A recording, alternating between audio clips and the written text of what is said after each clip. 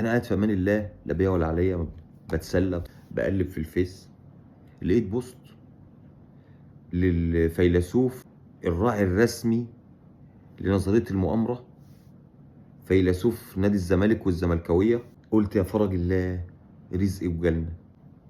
المفروض ان هو بيتكلم في الكوره، فاحنا هنقراه مع بعض ونشوف الكابتن احمد عفيفي الموقر المحترم مع كامل احترامنا لشخصه الكريم بيقول ايه.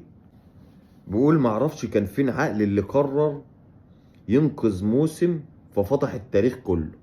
انا فهمت من الحته دي انه بيتكلم في الكوره. ليه بقى؟ لان مفيش حاجه بيتقال عليها موسم في مصر غير 3 حاجات: موسم القمح وموسم الرز وموسم الكوره. فهو اكيد مش قصده على القمح والرز، اذا هو قصده على الكوره. فهي منطقيا هو بيتكلم في الكوره. والموسم بتاع دراما رمضان، واكيد ما بيتكلمش في المسلسلات، فهو بيتكلم في الكوره. مفيش اي حاجه في مصر بتقال عليها مواسم الا دي: القمح والرز ودراما رمضان والكوره. اذا هو بيتكلم في الكوره، كده انا خمنت انه بيتكلم في الكوره. نكمل بقى مع الاستاذ احمد ومع كامل احترامنا ليه. يا اخي كنت سيبها تعدي، وكل ما تشوفني بتكلم تسلط عليا اللي جاي. اي حد مزنوق في كلمتين يتقال انه بيتسلط عليه اللي جاي. طب مين اللي بيسلط؟ معرفش.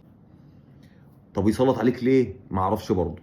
طب حضرتك مين عشان يسلط يعني عشان خاطر حد يحطك في دماغه ويلاقي منك خطوره مثلا على النادي الاهلي فيسلط عليك لجان؟ معرفش. كل واحد بيشوف نفسه اخطر واحد في الدنيا، احسن واحد في الدنيا، المفتش كرومبو.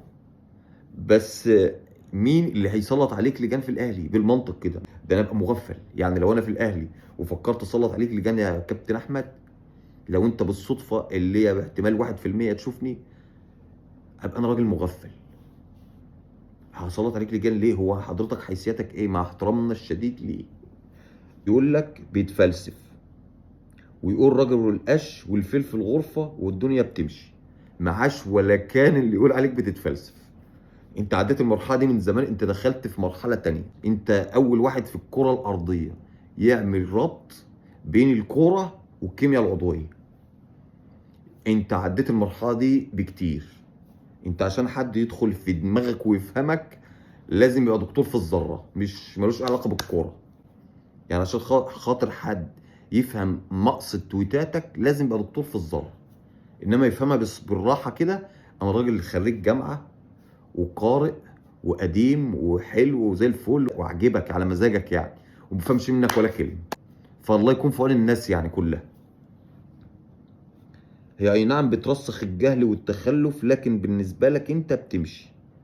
انا مش عارف هي بتمشي بتروح فين، وايه اللي بترسخ الجهل والتخلف يعني. انا تهت منك يا باشمهندس. يعني مين اللي بترسخ الجهل والتخلف؟ جهل وتخلف ايه في الكوره؟ اذا كان الكوره ذات نفسها تافهه، يعني هي الكوره ذات نفسها تفاهه. الكوره معمول عشان الناس تنبسط وتستمتع وتفسد دماغها. فجهل وتخلف ايه يا ابو الحاج؟ مع احترامنا الشديد ليك، انت اصلا محتاج جهل وتخلف تاني مصمم عشان الناس تصدقك.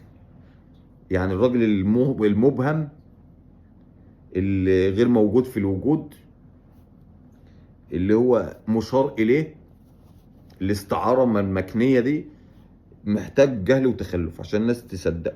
فالجهل والتخلف، انا مش عارف ايه مشكلتك مع الجهل والتخلف. الظاهر انت كنت مدعي عايز تشتم، فايه يعني سلكت اول واديها فعليا.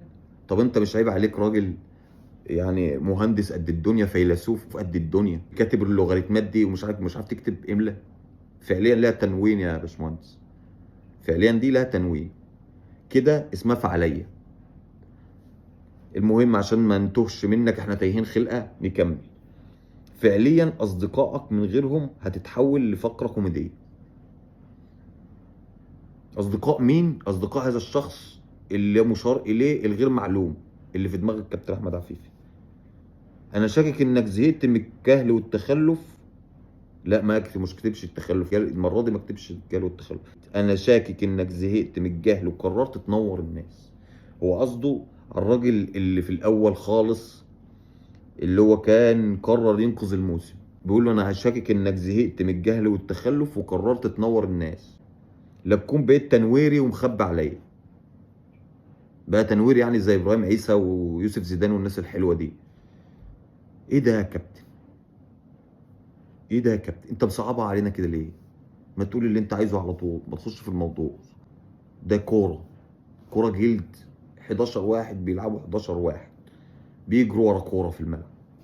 ايه ده؟ ايه اللي انت كاتبه ده يا كابتن؟ ده معقول في الكوره؟ الكلام العميق ده في الكوره؟ جهل وتخلف وتنويري وبترسخ الجهل. ايه اللي بيرسخ الجهل؟ ايه في الكوره بيرسخ الجهل؟ ده كوره. انت ايه يا كابتن؟ انا مش فاهم. انت فاهم اللي انت كاتبه؟ انا هعمل مسابقه للناس الحلوه اللي معانا اللي هتتفرج على الفيديو ده، اللي يفهم كلمه او يفهم الموضوع او يفهم المقصد يعرفني، وانا هديله جايزه محترمه والله. يفهمني، اقنعني ولا اقنعك. انا مقتنع ان مفيش حد في مصر فاهم ولا كلمه، بس هو بقى صفوه وبتاع وكده يعني، فلازم يبقى الراجل يصعبها علينا كده بالمنظر ده. بس ده مش ده، انت كده مش مصعبها، انت كده خليتها مستحيله، انت كده قفلتها. انت كده ما انا مش فاهم ولا كلمه، مش فاهم حاجه، واتحدى حد فهم حاجه من الموضوع. فانت يعني اللي بالشكل ده المناقشه معاه مستحيله. يعني تخيل هو اصلا بيتعامل مع الكوره وكانها قضيه عميقه محتاجه كلام عميق، وكانه بيتكلم في الذره. مفيش كده، ده كده في خيالك انت. بس هو بوست لذيذ، كان لازم اعلق عليه، كان هيجرى لي حاجه لو ما علقتش عليه. وسيبكم اللي هو قاله، ما تحاولش تفهم، لا مش تفهم. ده صفوه يابا، مش وصلنا احنا المستوى ده، مستوى اعلى. ده حاجه خيال، فوق الخيال، فوق البشريه. ده مستوى من التطور الفكري في الكوره مش موجود اصلا، مش هتلاقيه في الدنيا. جوارديولا مش هيعرف يحل اللوغاريتمات دي لانها اصلا مالهاش دعوه بالكوره. فدي لوغاريتمات بتاعت ناس فوق صفوه. يا رب تكون ما استفدناش حاجه بالكلام الجميل ده، وليلتكم زي العسل.